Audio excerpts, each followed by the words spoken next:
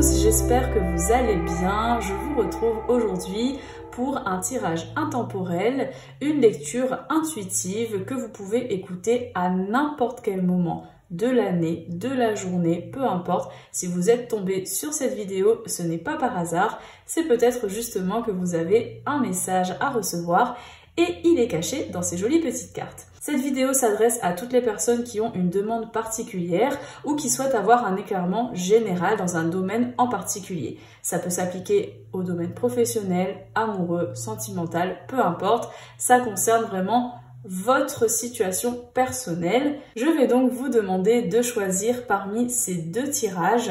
On a le premier tirage qui se trouve ici, donc le numéro 1, et le deuxième tirage qui se trouve ici, donc le numéro 2. Si vous souhaitez avoir une séance personnalisée avec moi concernant votre situation en particulier, n'hésitez pas à prendre rendez-vous directement dans le lien ci-dessous. Je vous dis à tout de suite pour votre lecture. Pour les personnes qui ont choisi le jeu numéro 1, on voit qu'ici, on a des cartes qui sont très très belles. Pour moi, le message est très positif. Là, vraiment, pour les personnes qui, en ce moment, ont un nouveau projet, quel que soit le domaine, peu importe, ça peut être l'envie d'être à nouveau en couple avec une personne qui vous corresponde. Ça peut être un nouveau projet professionnel, une nouvelle formation là que vous souhaitez entamer, qui vous trotte en fait déjà depuis un bon petit bout de temps dans votre tête. Vous y réfléchissez beaucoup, vous avez d'ailleurs plein d'idées, vous avez dû déjà établir plein d'idées par rapport à ça. Si ça se trouve, il y a même des personnes qui ont déjà une liste vraiment prédéfinie des actions qu'elles doivent faire ou il y en a qui se disent « bon, je vois à peu près ce que je dois faire, maintenant il faut le faire », voilà. Là, vraiment, le message vous dit, en tout cas, de passer à l'action. L'énergie d'action et l'action, c'est « allez-y ». Et en fait, le fait de passer à l'action vous permettra de, derrière, avoir justement cette joie et de pouvoir entamer un nouveau cycle, une renaissance. Il y a eu peut-être, par rapport à ce projet, à ce nouveau projet que vous vous êtes mis en tête, il y a eu peut-être aussi beaucoup de doutes, beaucoup de peurs, voilà, des appréhensions, de se dire bon, est-ce que c'est vraiment le bon choix? Est-ce que je dois vraiment le faire? Est-ce que c'est le bon moment? Et là, ici et maintenant, ça vous dit que oui, c'est le bon moment. Elle est liée avec la carte de l'immobilité. L'immobilité, c'est justement ce que je vous expliquais. C'est cette période, en fait, dans laquelle on a un projet, on réfléchit beaucoup, mais on ne bouge pas. On ne bouge pas parce qu'on a cette espèce d'énergie de peur, de doute, de questionnement où on se dit, voilà, j'ai envie de le faire, j'ai envie de passer à l'action, mais il y a ci, il y a ça, je me trouve des excuses. Ou même sans se trouver des excuses, on se dit... Et si ça se trouve, c'est pas la bonne chose à faire, si ça se trouve, c'est pas le bon moment, c'est pas encore maintenant, eh bien là, si, ça l'est. Foncez, vraiment. En plus, on est dans la nouvelle année, donc vraiment, c'est une très très belle période pour entamer de superbes projets. Donc, si vous l'avez déjà ce projet en tête et qu'il vous reste juste à passer à l'action, mais allez-y, vraiment, c'est un gros oui. Là, vraiment, ce message, c'est un gros oui, allez-y, passez à l'action. Pour les personnes dont le projet est là, mais c'est encore un peu flou. Voilà, je prends l'exemple d'une nouvelle formation que vous souhaitez entamer.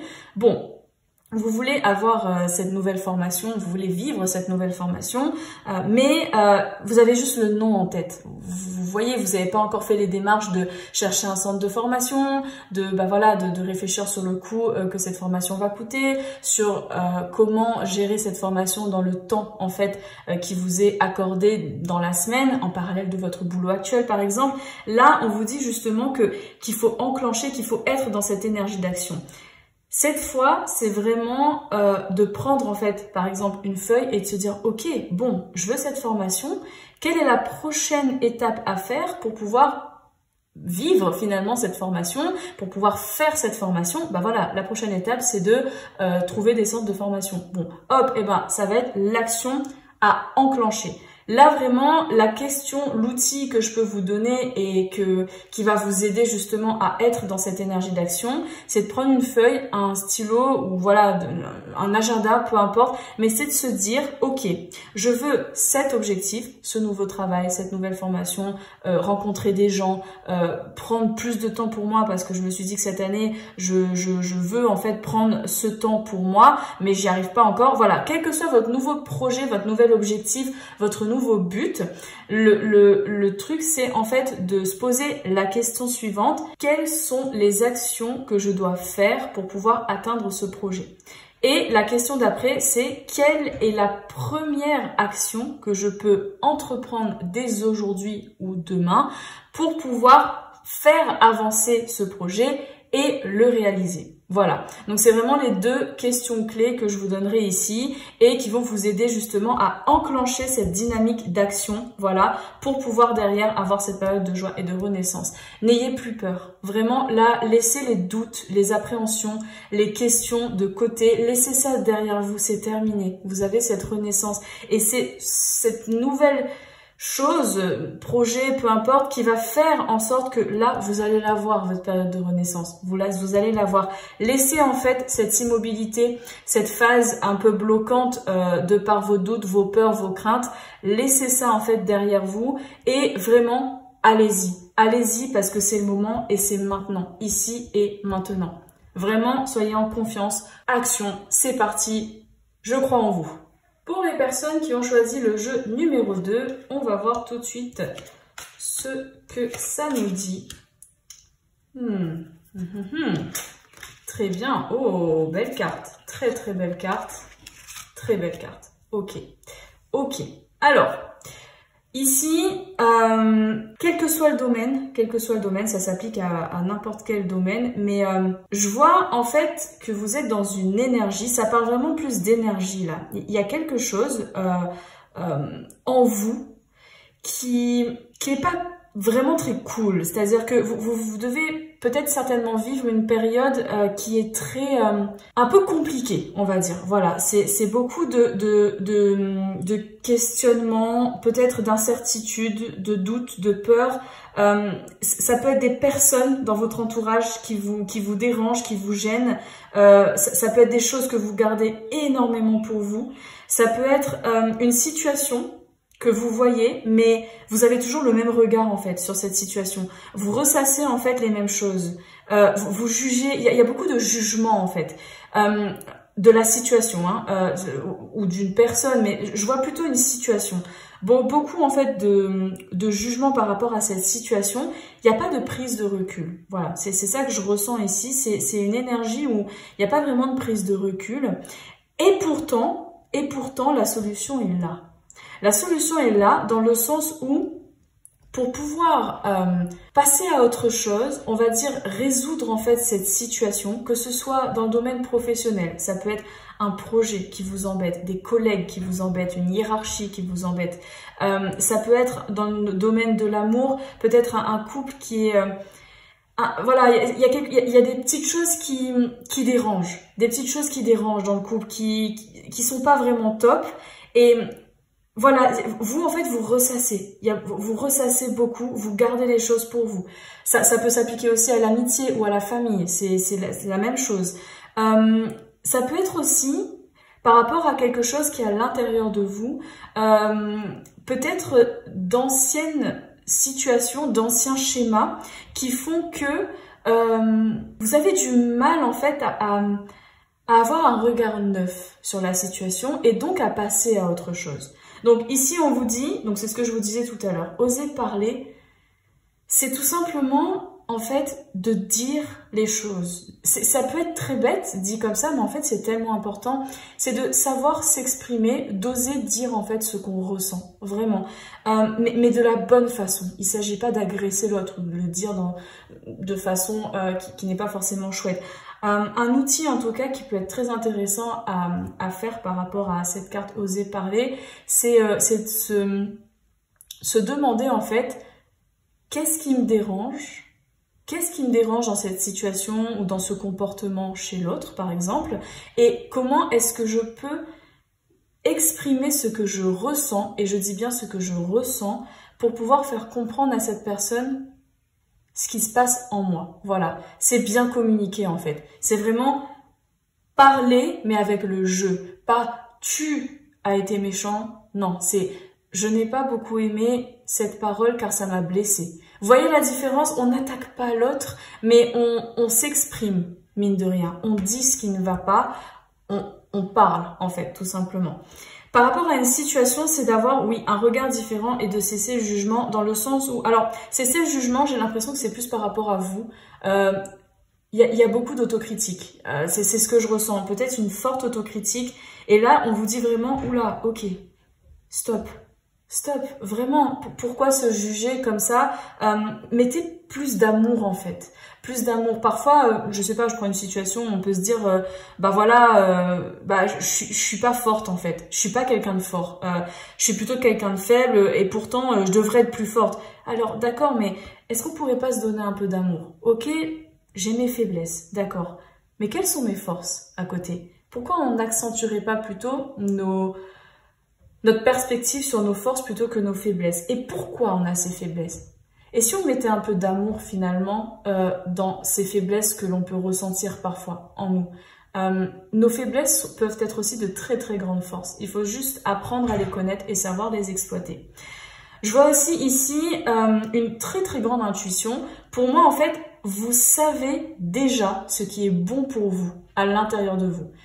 Quelle que soit la situation que vous vivez, ça peut être par rapport au domaine professionnel. Si c'est par exemple une situation professionnelle qui vous gonfle un peu, voilà, où vous en avez un peu marre par rapport à des collègues ou à un projet, quelque chose que voilà, ça vous dérange et justement, il faudrait pouvoir arriver à s'exprimer par rapport à ça. Mais en fait, au fond de vous, vous savez déjà ce qu'il faut faire. Je parle par exemple, je sais pas, ça peut être l'envie de changer de métier, par exemple. Et ben, votre intuition en vous, vous savez que c'est ça qu'il faut que vous fassiez, ce qui est bon pour vous en fait. Vous savez, vous avez les solutions en fait. Ça peut être par exemple aussi pour le domaine professionnel, sans forcément parler de quitter son métier, mais ça peut être tout simplement de s'exprimer envers des collègues. Votre intuition vous dit oui, je sais que je dois m'exprimer, je sais que le faire, ça me permettra d'aller mieux dans mon travail. Faites-le. Là, votre intuition, c'est votre meilleur ami. Allez-y, faites-le. Faites-vous confiance finalement. L'ancrage et la solitude, c'est justement pour avoir ce regard différent. Et cesser ce jugement en fait intérieur qui peut y avoir en vous. C'est vraiment d'écouter votre intuition et surtout de s'ancrer. Et un peu de solitude, parfois, ça fait pas de mal. Ça peut être de deux façons. Soit vous avez besoin d'être seul. Ce besoin justement d'être seul et de s'ancrer. Pour s'ancrer, ça peut être des choses très simples. Qu'est-ce qui vous permet de vous ancrer? Ça peut être une marche dans la nature, ça peut être une bonne tasse de thé, ça peut être de faire une activité créative, je sais pas, dessiner par exemple, ou peindre, ou quelque chose, cuisiner aussi, si ça vous permet de vous ancrer en fait. C'est une action qui vous permet de vous ancrer dans le monde, sur Terre, dans le monde réel, d'être là, ici et maintenant avec vous-même, à l'intérieur et à l'extérieur de vous. Et la solitude, ça peut être un besoin de solitude justement pour y voir plus clair, pour prendre du recul sur la situation, mais ça peut être aussi une solitude qui est ressentie comme pesante, mais c'est justement ça, cette solitude liée à cette carte de cesser le jugement intérieur, ça peut être lié aussi justement à être seul pour mieux faire le point, être seul pour mieux s'aimer et s'accepter. Vous voyez, c'est vraiment ça en fait que je ressens ici, c'est beaucoup de colère, peut-être aussi d'amertume par rapport à une situation que vous vivez, alors que il faut se dire que cette situation, elle est là pour vous apprendre quelque chose et ça va passer en fait, ça va aller si on fait ce qu'il faut pour que ça aille mieux. Donc les outils que je peux vous donner ici, c'est par exemple de vous poser la question: qu'est-ce qui me ferait du bien en ce moment? Voilà, là on va travailler sur cette notion d'ancrage et sur cette notion de solitude aussi. De quoi en fait j'ai envie en ce moment?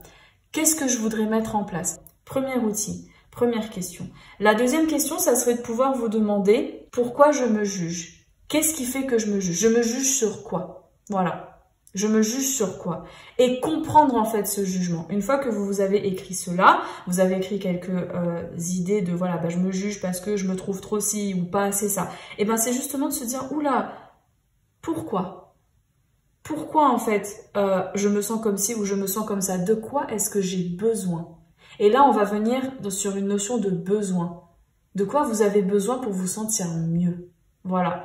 D'où cette notion aussi d'intuition. Lorsque vous allez écrire les réponses à cette question, écoutez votre voix intérieure. Ça va vous venir par des images, par des sons, par des envies, des idées dans la tête. Ça va vous venir.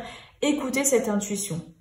Et enfin, pour cette carte oser parler et un regard différent, pour ces deux cartes-là, en fait, ça va être de vous poser la question, qu'est-ce que je ressens? Premièrement, qu'est-ce que je ressens? Et comment puis-je exprimer à l'autre ce que je ressens de la bonne façon? Qu'est-ce que je veux dire à l'autre? Prenez votre temps, même s'il faut que vous écriviez tout le dialogue que vous allez faire avec, enfin tout le monologue plutôt que vous allez faire à la personne, faites-le.